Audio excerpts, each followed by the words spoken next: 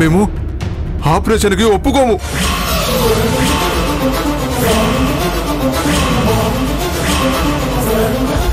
రాజయ్య, ఏం మాట్లాడుతున్నావు? అవు మేడం, ఈ మేడం బిడ్డ కన్న తల్లిని పట్టుకొని అన్నరాని మాటలు అన్నారు. ఇంకా ఏ మొహం పెట్టుకొని ఈడుండాలి?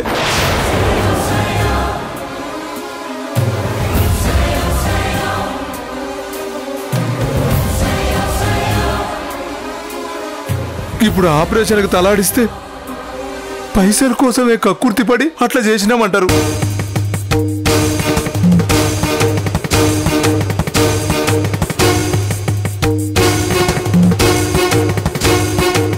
మాకు మనస్సాక్షి ఉంది మేడం. మనసు చంపుకొని మేము ఈడ ఉండలేం మేడం.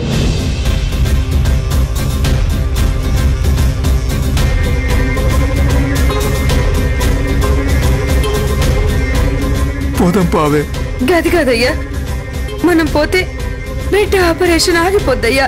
నిజమే, కానీ మనం వీళ్ళు చెప్పినట్టు చేస్తే ఇంకా మన మీద నిందలేస్తారే. అవన్నీ నేను భరించలేను. లేదయ్యా, మన బిడ్డ కోసం భరించాలే. అవసరం లేదు. అయినా కిన్ని దినాలు మన బిడ్డ లేకుండా మనం బతికినాం కదా. ఇప్పుడు కూడా ఏడుస్తున్నావు తూడుస్తున్నావు గట్లనే బతికేద్దాం. రావే. వద్దయ్యా, నా మాట వినయ్యా. రావే. వద్దయ్యా, నా మాట వినయ్యా. అరే నువ్వు రావే. అయ్యా, నా మాట వినయ్యా. రావే. చెప్పేది రాజయ్య. అయ్యా,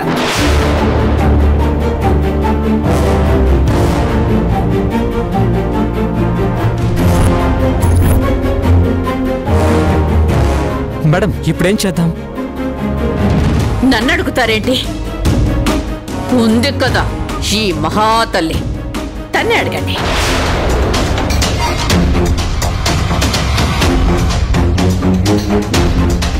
సూటిపోటి మాటలతో వాళ్ళని అవమానించింది. వాళ్ళు హర్ట్ అయి వెళ్ళిపోయారు. ఇప్పుడు నేనేం చేయలేను.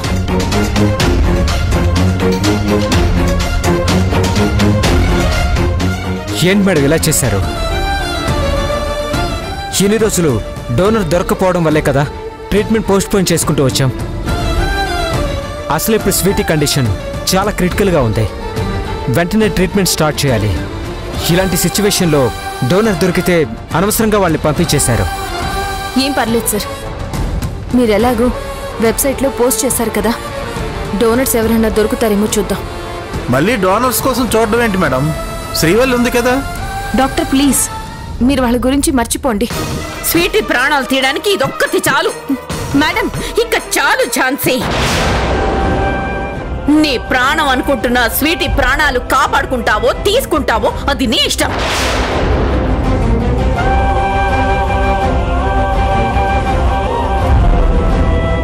అన్నయ్య, పదండికి వెళదాం.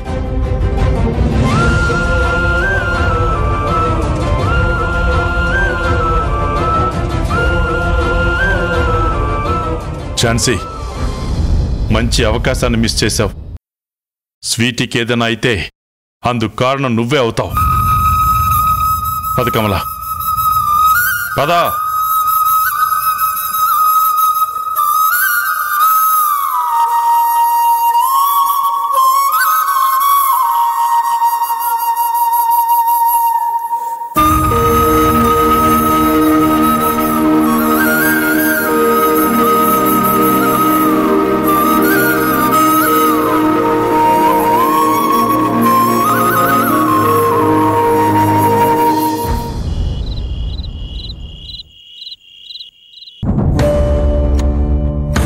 మావయ్య, మంచినీళ్ళు తీసుకోండి.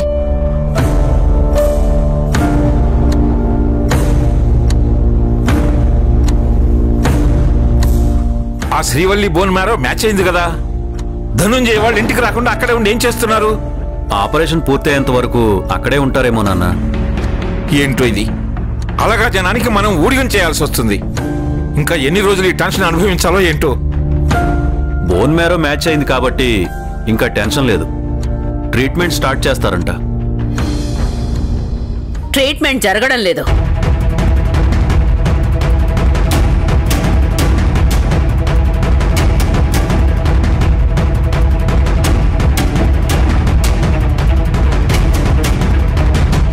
ఏంటి మున్నాళ్ళని బోన్ మ్యారో మ్యాచ్ అయింది అన్నారు కదా? అవును డాడ్, బోన్ మ్యారో మ్యాచ్ అయింది, కానీ ట్రీట్మెంట్ జరగదు. ఎందుకు? నన్ను అడగడం కాదు డాడ్, ఆ పిల్లల ముద్దుల నానమ్మ ఉంది కదా, ఈవిడ గారినే అడగండి. ఏమైంది కమలా?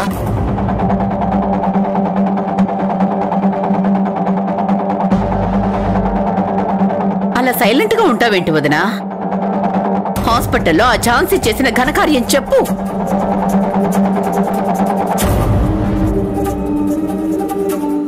ధనుంజయ్, విషయం చెప్పకుండా ఎవరికి వాళ్ళు ఇలా ఉంటే నేను ఏమనుకోవాలి? ఇంతకీ ఝాన్సీ ఏం చేసింది? అంటే నాన్న, రాజయ్య వాళ్ళని ఝాన్సీ అవమానించిందని వాళ్ళు ట్రీట్మెంట్కి ఒప్పుకోకుండా వెళ్ళిపోయారు.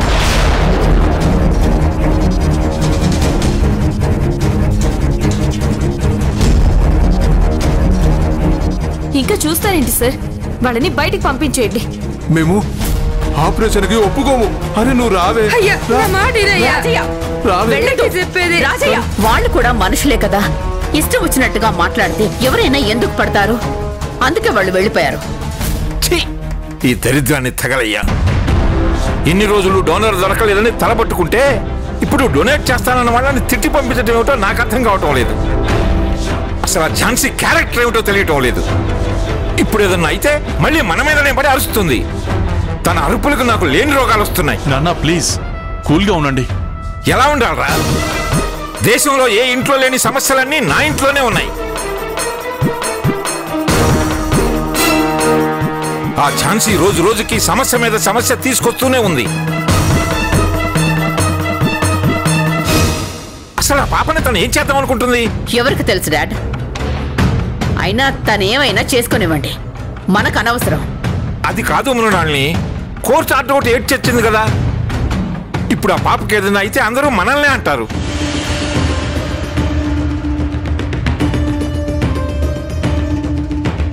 కానీ ఆ ఝాన్సీ అలా ఆలోచించడం లేదు కదా.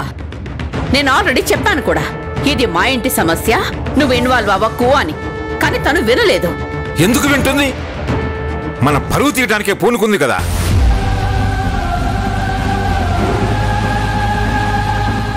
ఆ ఝాన్సీ ముళ్ళ కంచెలా మన చుట్టుముట్టింది.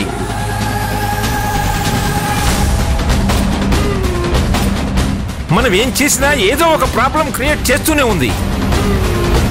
ఈ బాధను భరించడం కన్నా చావటం మేలనిపిస్తుంది. డాడ్, నానా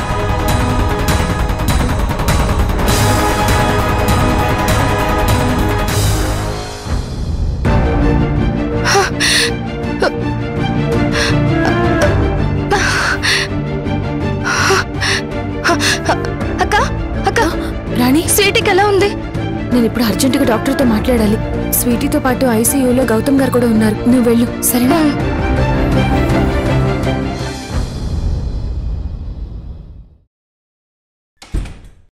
మే కమిన్ డాక్టర్? Yes come in. కూర్చోండి. Thank you doctor. Please doctor, donor గురించి ట్రై చేయండి. మేడం, స్వీటీకి బోన్ మ్యారో ప్రాబ్లం ఉందని తెలిసినప్పటి నుంచే డోనర్ గురించి ట్రై చేస్తూనే ఉన్నాం కదా. డాక్టర్, ఇటలీలో ఈ మధ్య ఒక డోనర్ దొరికాడు, కానీ అక్కడికి తీసుకెళ్లే కండిషన్లో స్వీటీ లేదు. కానీ అదృష్టం కొద్దీ ఆ శ్రీవల్లి బోన్ మ్యారో మ్యాచ్ అయింది. అలాంటిది మేడం ఇప్పుడు వాళ్ళని తిట్టి పంపించేశారు. మీరే చూశారు కదా డాక్టర్, స్వీటీ వాళ్ళని చూస్తేనే భయపడిపోతుంది. డోనర్ వాళ్ళైతే అసలు ట్రీట్మెంటే చేయించుకోను అని అంటుంది కదా. ఏం మాట్లాడుతున్నారు మేడం? చాలా మంది పేషెంట్లు ఆపరేషన్ అంటే భయపడిపోతుంటారు. అలా అని ఆపరేషన్ చేయకుండా ఉండలేం కదా. అనస్థిసియా ఇచ్చి నొప్పి తెలియకుండా ఆపరేషన్ చేస్తాం కదా. అది వేరు ఇది వేరు డాక్టర్. కాదు మేడం, ఇది కూడా అంతే. స్వీటీ చిన్నపిల్ల, తన భయాలేవో తనకున్నాయి. మీరే ధైర్యం చెప్పి సర్ది చెప్పాలి. అంతేగాని తను భయపడుతుందని ప్రాణాల మీదకి వచ్చినా కూడా ట్రీట్మెంట్ని పోస్ట్ పోన్ చేయమంటారా? భయం పోగొట్టడానికి పరిష్కారం ఉంటుంది కానీ ప్రాణం పోతే తిరిగి తీసుకురాలేం కదా. డాక్టర్ సారీ మేడం, మనం ఎంత వెతికినా డోనర్ దొరకరు. నాకు తెలిసి ఆ శ్రీవల్లిని తీసుకొచ్చి ట్రీట్మెంట్ స్టార్ట్ చేయడం తప్ప వేరే ఆప్షన్ లేదు. మేము చెప్పాల్సింది చెప్పాం, ఇక మీ ఇష్టం madam. Thank you doctor. Okay.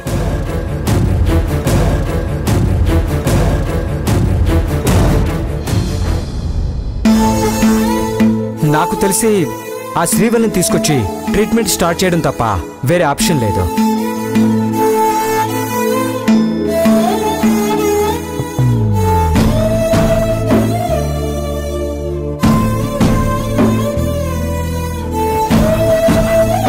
అక్క, జరిగిందంతా గౌతమ్ సార్ చెప్పారు. ఇమీడియట్ గా స్వీటీకి ఆపరేషన్ చేయాలంట కదక్కా.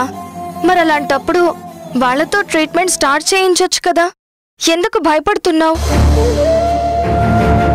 అయినా మనం వాళ్ళతో ట్రీట్మెంట్ అయ్యే వరకు మాట మంతి కలిపితే ఏమవుతుంది?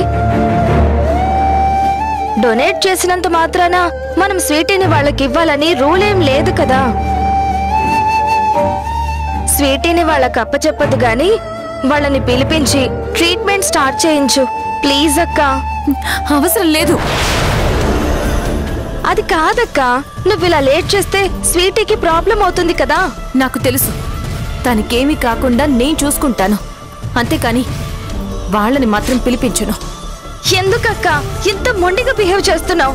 రాణి ప్లీజ్, దీని గురించి వదిలే. అక్క అక్క అక్క ఏమైందక్క? ఏం లేదు రాణి. సరే నువ్వు ఇంటికి వెళ్ళు. లేదు, నేను ఇక్కడే ఉంటాను. అక్క సరే, నువ్వు ఇలా చెప్తే వినవు గాని ఉండు. Gautam sir, Gautam sir. రాణి రాణి, ఇప్పుడు ఆయన ఎందుకు పిలుస్తున్నావు? ఉండక్క, నీకే తెలుస్తుంది. ఏంటి రాణి, ఏమైంది?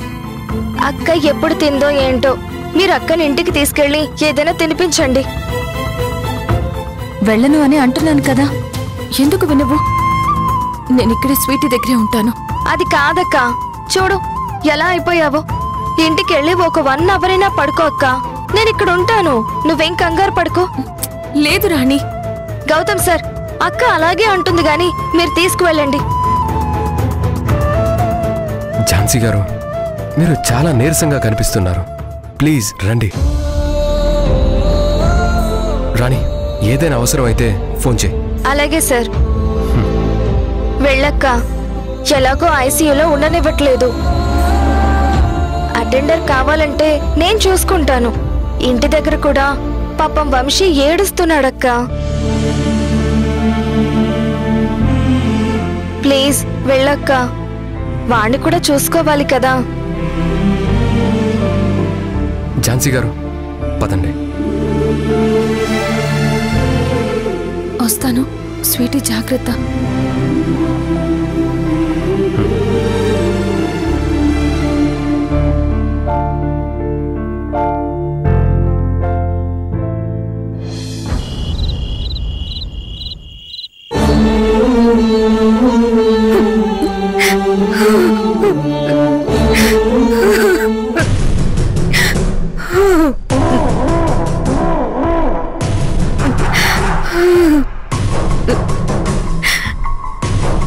శ్రీవల్లి, నువ్వు గిట్లా ఏడుస్తుంటే నేను చూడలేకపోతున్నానే. గెట్లెందుకు చేసినవయ్యా? నేనేం చేసినానే? బిడ్డ సాగు బతుకుల్లో ఉంటే నన్నెందుకు లాక్కొచ్చినావు? మరేం చేయనే? వాళ్ళ మాటలు ఎట్లున్నాయో విన్నావు కదా. నా పరువు మొత్తం తీసేసిరు.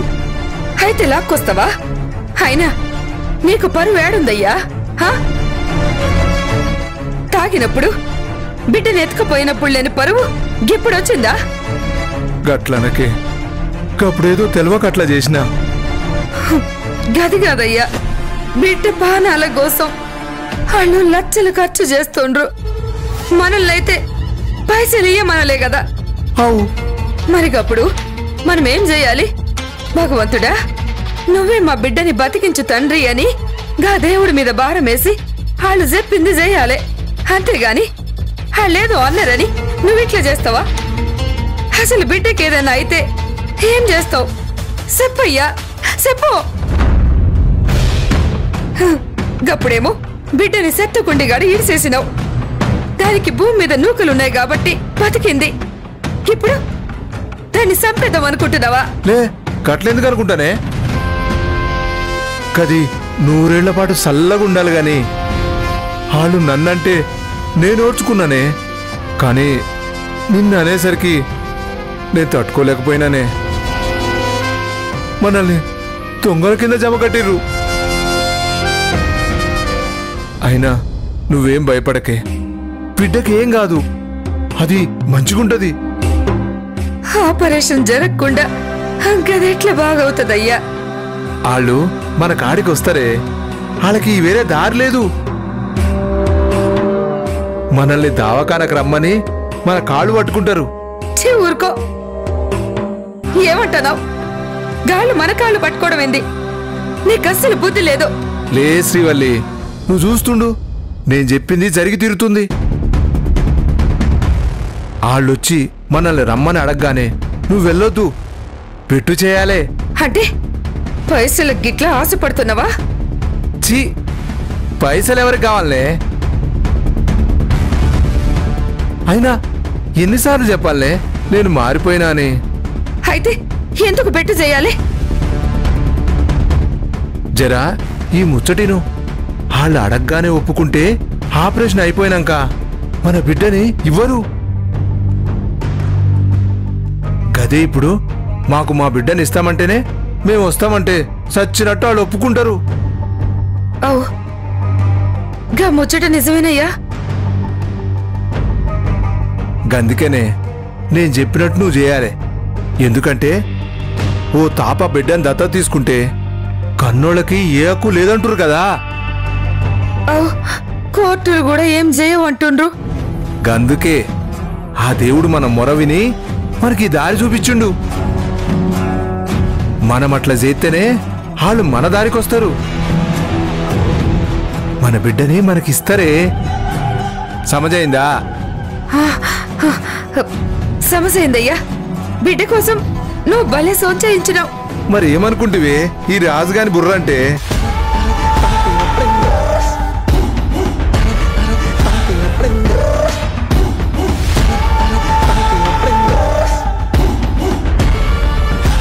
ఈ రాజుగాడి అసలు బుర్రలో ఉండే ఆలోచన ఇంటే నువ్వు గుండె పగిలి చస్తవే శ్రీవల్లి.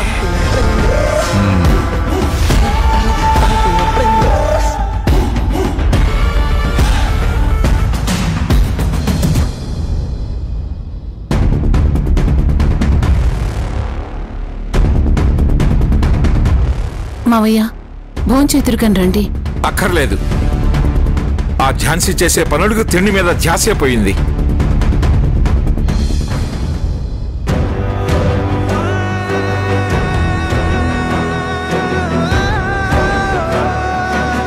రామ్మా ఝాన్సీ, వచ్చావా? తిండి తిప్పలు మానేసి కట్టకట్టుకొని మరి నీకోసమే ఎదురు చూస్తున్నాం.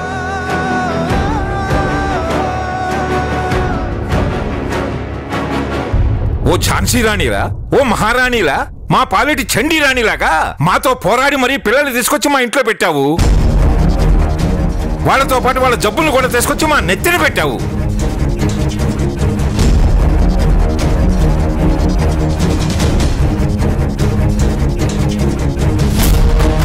పోనీ ఆ జబ్బును నయం చేయడానికి డోనర్ని తీసుకొస్తే ఇప్పుడు దాన్ని కూడా నాశనం చేశావు. అసలు మమ్మల్ని ఇంకా ఏం చేద్దాం అనుకుంటున్నావు? ఇంకా రాచి రంపాన్ని పట్టాలనే కదా అలా చేశావు.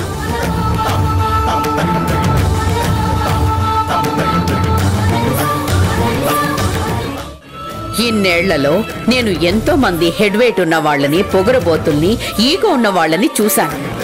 కానీ నీలాంటి ఈగోయిస్టిక్ పర్సన్ని నేను ఎక్కడా చూడలేదు.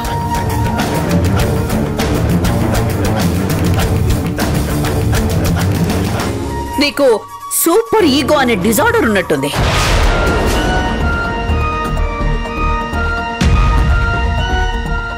అరే, ఒక పక్క పసిపిల్ల ప్రాణాలు పోతున్నాయని తెలిసి కూడా నువ్వు తగ్గలేదు. పైగా నీకు ఇష్టం వచ్చినట్టు మాట్లాడావు. అసలు నువ్వు మామూలు దానివి కాదు. నీ ఈగో కోసం నీ చుట్టూన్నోళ్ల ప్రాణాలు బలి తీసుకునే రకం.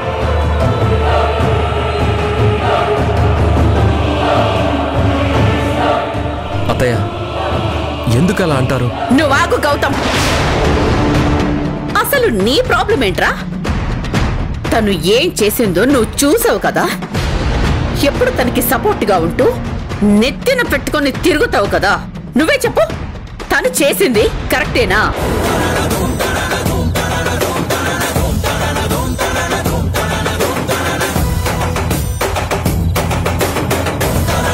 కరెక్ట్ కాదని తెలిసింది కదా, మరి ఇంకెందుకు సపోర్ట్గా ఉంటున్నావు? ఇలా చేసినందుకు నువ్వు తనని మందలించాల్సింది పోయి మాకే సర్ది చెప్పాలని చూస్తున్నావంటే మేమేమనుకోవాలి? అంటే మన కుటుంబ పరువు ప్రతిష్టల కన్నా, ఆ పసిదాని ప్రాణాల కన్నా ఈ ఝాన్సీ గారి ఈగోకి నువ్వు ప్రియారిటీ ఇస్తావా?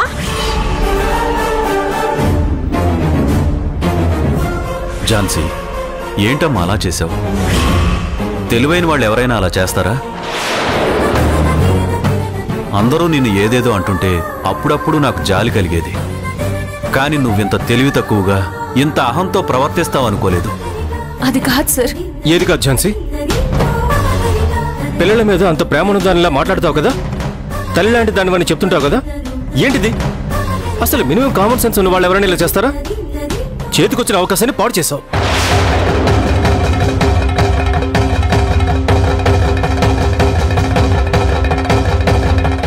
అసలు నీ గురించి నువ్వేమనుకుంటున్నావు ఝాన్సీ?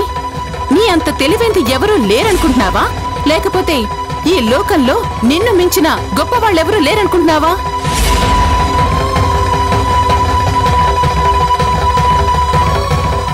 ఓ పక్కన పసిపిల్ల హాస్పిటల్లో ప్రాణాలతో కొట్టుమిట్టాడుతుంటే నీకు మాత్రం నీ మాటే నెగ్గాలి, నువ్వనుకున్నదే చెయ్యాలని పంతమా?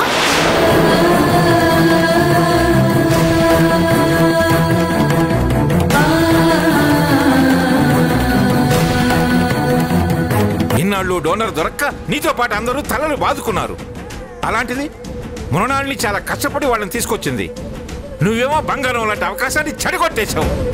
అసలే స్వీటీ హెల్త్ కండిషన్ చాలా క్రిటికల్ గా ఉంది. నీకు ఆపరేషన్ చేయించాలంటే వాళ్ళు రావాలి కదమ్మా, అందుకే వాళ్ళని తీసుకురావడానికి పిన్ని వెళ్ళింది. ఏంటి ఈడేదో తెలవక గట్ల చేసిండు. ఇప్పుడే పిట్ట కడిగిపోదాం పదండి.